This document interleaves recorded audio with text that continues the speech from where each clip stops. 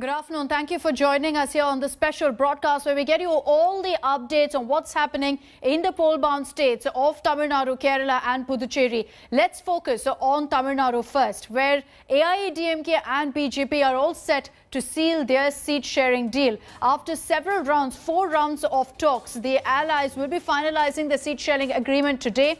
Sources said that the BJP will get 21 seats in the alliance. 3 seats will be given to the smaller parties. That's the Pudhiya Thamizhagam, you've got the MKMK and also Thamizhagam Makkal Munnetra Kazhagam. The BJP will also get to contest the Kanyakumari Lok Sabha seat by poll. That's not really a surprise because Kanyakumari is a seat that the BJP has held.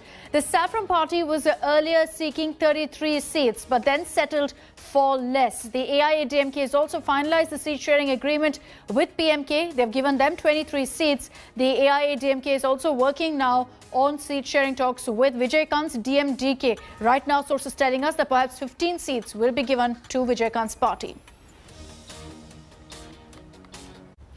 Here's a look at how things stood back in 2016 between the BJP and the AIADMK. At that time, there was no alliance between the parties. The AIADMK had contested in 227 out of 234 seats. So they just left 7 for their allies. The BJP had fought on their own, so they had fought in all 234 seats. Now in 2021, with the BJP and the AIADMK in an alliance, the BJP wants 33 seats. The AIADMK has said that that is not possible. They are now willing to give 21 seats. It looks like there will be an agreement that the BJP will agree to what the AIADMK is willing to give.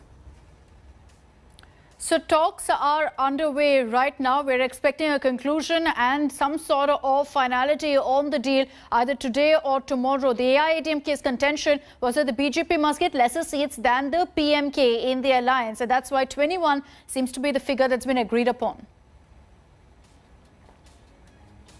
Meanwhile, there's a lot of talk about the Sasikala factor and which side she's going to be fighting with. Well, the BJP is now sought for a truce between the EPS faction and Sasikala faction. The BJP reportedly in talks with the AIADMK has also sought for Sasikala's inclusion in the alliance. Will that happen? Will EPS bury the hatchet with Chinnamma? Here's a report. Hailed as Chinnamma or Junior Amma, VK Sasikala was always the power behind the throne, the operator behind the iron curtains at Veda Nilayam in Poas Garden.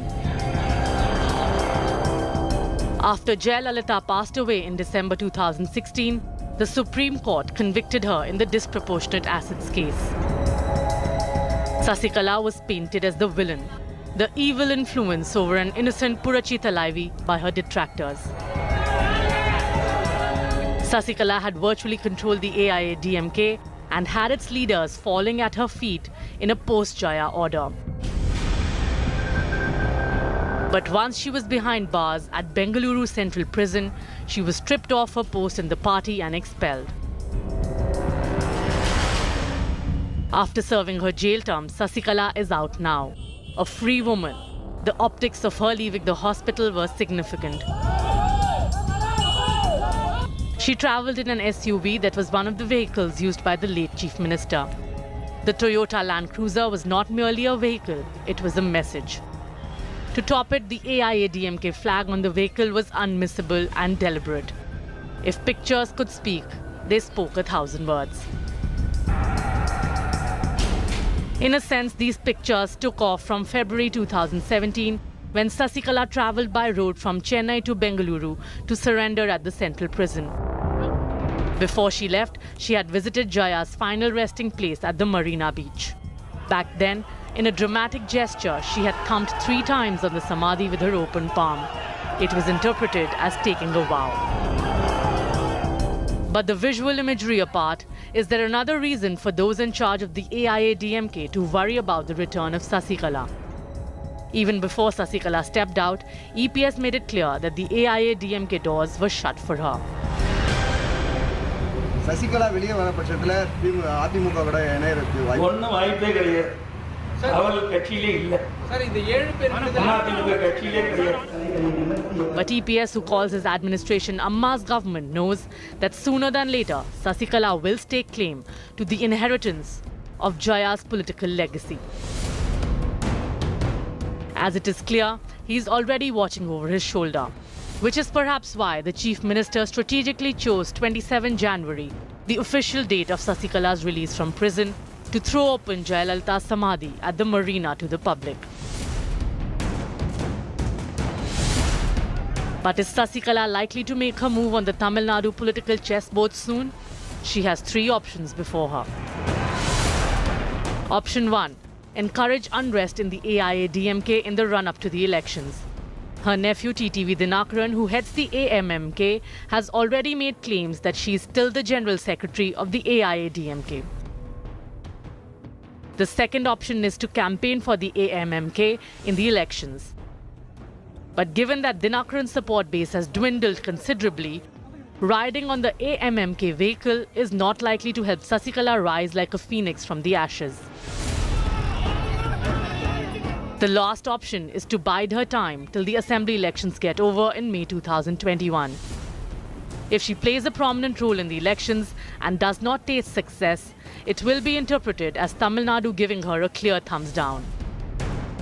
If the AIADMK does not return to power, as opinion polls suggest, and that leads to a weakening of Palanisami's hold over the party, it will provide Sasikala the right opportunity to strike. With T.S. Sudhir, Bureau Report, India Today. So we will discuss the Sasikala factor in greater detail, but let's focus on the seat-sharing talks. And Akshay Nath joining us live from Chennai with more on that. Akshay, are we expecting a breakthrough today or tomorrow? Because we know that the AIADMK wants to settle at about 20-odd seats, while the BJP is pushing for 30 plus. Well, Akshita, most likely today there will be a conclusion on this, is what we had been told by our sources from both BJP and the AIADMK. Yes, the BJP was trying to get more than 30 seats, but the AIADMK has been trying to stick on a figure of 24, of which 3 will be given to smaller parties, is what we're given to understand. One of the reasons why only 24 is being offered to the BJP is because only 23 seats were given to the Patali Makkal Kachi, another strong party for the AIADMK, with a strong hold on the one-year community in the state. So, taking that into consideration, the number which has been offered for the BJP is 24, and we've been seeing that multiple talks have been going on, and even now we had seen that the BJP was having a high-level meeting at its party headquarters, and soon after they will be going to meet the AIADMK members at the Leela Palace in Chennai, and we'll have to wait and watch as to what will happen. Will this deal be sealed today itself, or will it take another day or two? Because, in the DMK's front also similar talks are going on, and they are pushing the time for till the 4th of March to decide on various factors. So will there be a lag on that from the BJP and the AIADMK front as well? Is something that we'll have to wait and watch, Akshita. Right, Akshay, stay on with me. Some breaking news also that's coming in. Hello everyone, this is Rahul Kamal here. Hope you enjoyed this video. For the latest news and analysis, like and subscribe the India Today YouTube channel, and don't forget to press the bell icon to stay updated.